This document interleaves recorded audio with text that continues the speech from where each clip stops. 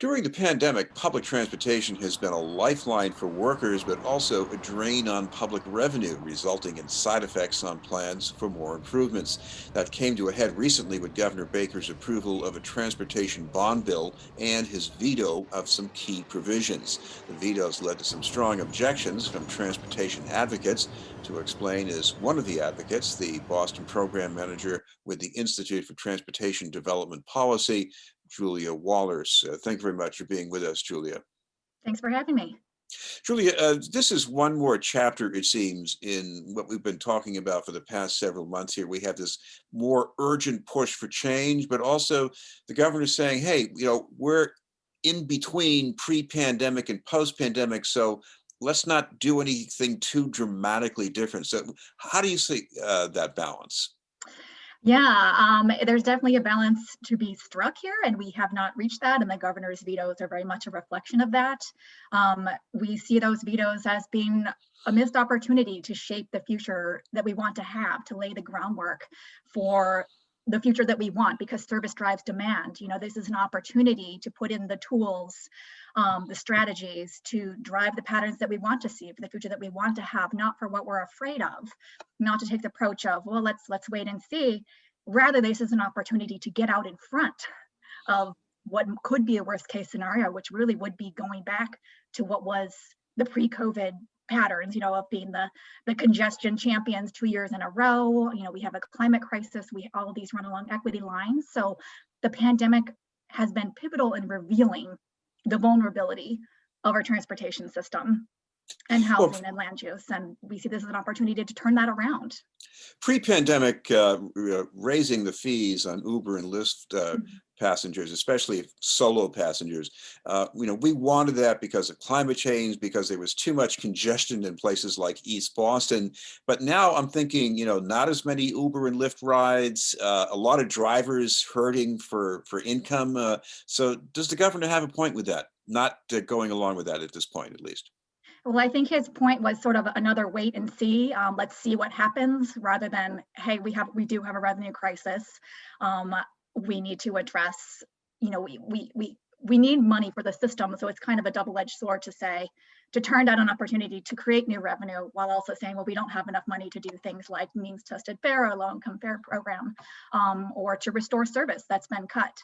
So again, it comes down to getting ahead of the trends and getting ahead of what might happen, rather than playing the wait and see, and then we'll play catch up. Now, in means-tested fares, why was that so important? I mean, this is not just about placating a certain constituency. What's the value of having those means-tested fares for people of lower income? Well, the fact of the matter is that there's a huge percentage of transit riders who are not just frontline workers, but they are low income. And for them, transit is a lifeline. It's not a luxury. It's an essential service, not just for the people who rely on it, but for the people who rely on the people who rely on it, which are essential workers who have, kept our economy going throughout this crisis. So to make that service more affordable to the people that we need to be able to get to work is a critical way of addressing the pandemic and the vulnerabilities that it has revealed. Is it too complicated to put in effect right away? I mean, it's probably more complicated than getting a senior T card, but other than that, is this really a difficult thing to do? I mean, or has it been done elsewhere without too much fuss? Yeah, I mean, ultimately, if you look at transit as being an essential service, as being a public good, it really should just be available to everybody, especially the lowest common denominator. So it's not something that you need to make a certain amount of money, or that's going to break the bank, or you have to choose between, health expenses or housing costs and transportation. And yes, in other parts of the world, there are means-tested fares, income-based fares. Anything is possible. We have the technology to do it. A good way to start would have been to study it and have an open mind to make transit that much more accessible, that much more incentivized, especially for the people who need it most. Another thing that the governor is putting off here is a look at congestion pricing for motor vehicles. Uh, uh, I'm puzzled by that. I mean, this is just for a commission to study something. What was your feeling about that veto? Unfortunately, it was not a surprise. The governor has not been a fan of dynamic road pricing or otherwise, smart tolling, congestion pricing. He'll raise the equity argument that, not everybody has the luxury to drive at different times. But we know that the impact of congestion pricing is really, what is someone's time worth? That the cost of making people sit in traffic, the time, the amount of jobs that people miss as a result of congestion, really all evens out. And this would have really just been a panel to study and to give us information. Again, he cites that let's see what happens. We don't know what congestion is going to be like. Will we even be able to price it? Well, we know that congestion is going to return. It's not a thing of the past. And this would have been an opportunity again to get out ahead, to get some answers, to really formalize a working group and get formal recommendations on how congestion pricing would work best for the Commonwealth as a solution. It's been clear, at least for the past 6 years, and it's been known for even longer, that the T's recovery depends on more than just these new trains that are in the pipeline.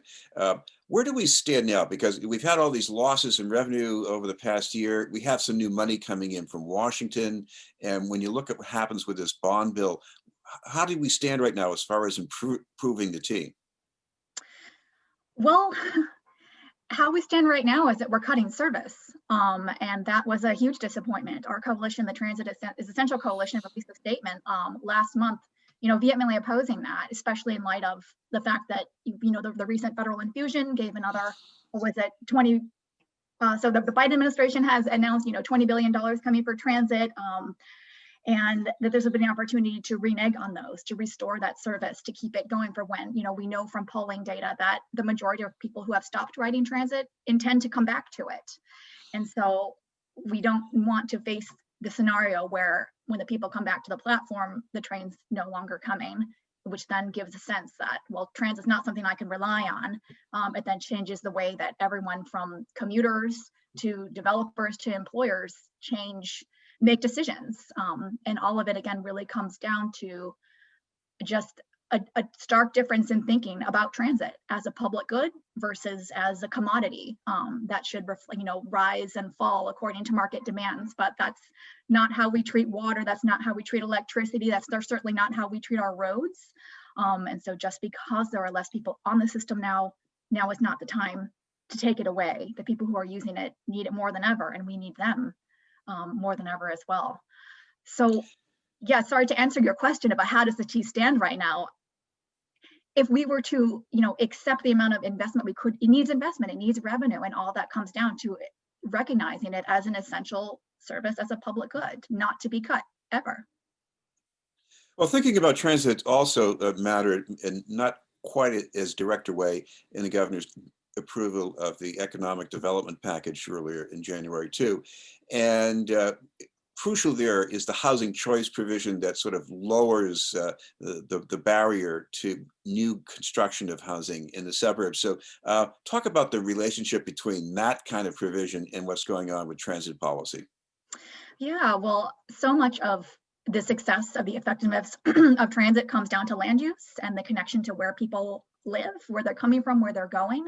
And so one of the really, bright points of the economic development housing bond bill was the requirement that an MBTA station land of 1 acre must have a, by right density requirement of 15 units, at least 15 units. And that's essentially to ensure that we centralize housing close to transit so that people are living there. It's convenient, it's appealing. You don't just have surface parking lots or, a density of 2 units, 2 single family homes surrounding transit. And that really infuses the system with ridership, contributes to better walkability and access to the stations, and creates connections between housing and jobs, which then dramatically lowers the cost of living. But what about post-pandemic? Because I look at the real estate market.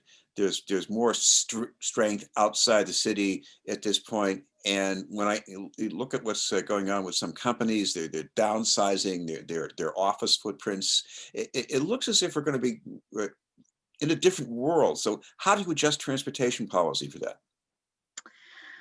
Well, we know the world will be different, but we know that telework is not going to be for everybody. It's never going to solve all of our problems. I mean, we see it right now. The people who can are teleworking, but the people who can't still need to get to work. And a huge portion of those people are essential workers who rely on transit. So it underscores the continued need for transit to be funded sustainably with ongoing revenue that's not subject to cuts based on changes in what could be said as a market demand. So transit is really seen more than ever as an essential service, and we need policies that underscore that belief. I want to come back to one of the reasons why the governor vetoed the means tested fares. And he said he wanted to see a plan that would show how to make up for the lost revenue. Is that a fair demand to make? Um, so you mean as far as the rejection of the means tested fare and the TNCs? Yeah, I mean, it's kind of ironic to be making that argument and then at the same swipe of the pen rejecting an opportunity to have raised revenue. I think it was, that TNC fees would have brought in an additional $56 million a year, while also incentivizing not just shared trips, but also transit. But to be saying no to those opportunities and then also saying, well, we can't do this because we don't have enough money, it just doesn't pencil out. Well, thank you very much for taking the time to join us. Thank you very much for having me. That was Julia Wallerce from the Institute for Transportation Development Policy. We'll have more news in just a moment.